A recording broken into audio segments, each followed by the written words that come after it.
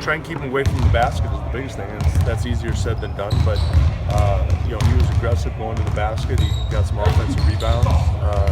I think we only had him taking a couple perimeter jump shots. So, like most players, the closer he gets to the basket, the better he is.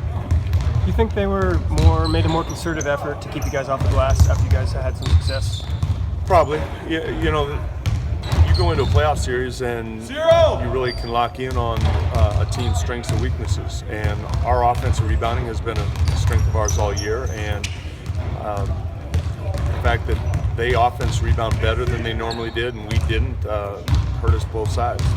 I think the last 4 minutes of each of the first 2 quarters, they beat you a little better. I don't know if it was similar in the way they said it was 14-14 and then they led 26-21 and then it was 42-42 and they took the lead. Were there similarities? Are you worried at all about finishing quarters? Is that from a confidence standpoint, you always like finishing quarters, finishing halves. It's to have a little momentum going into those breaks. I don't know if there was a common theme in those two, other than the fact that this is a game of runs. Everybody knows that. They made a run in the third quarter. That's the run that really hurt us. But when you look at those runs, we made runs to get ourselves in that position.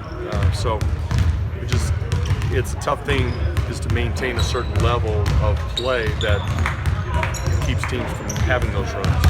How do you find the balance between, you had a game plan that I'm sure you liked and not scrapping too much of it and trying to figure out what adjustments that need to be made versus what things just need to be executed better? How do you approach that? Well, we spent 6 months getting to this spot, and we're not going to change who we are overnight. But there are things that you can adjust that are relatively easy to do. But we're not, we have our offensive playbook. There are things that we can tweak off of that. We have our defensive coverages. We can change some matchups. There are different things that you can do, but it's certainly not like we're going to overhaul our team. How much of your regular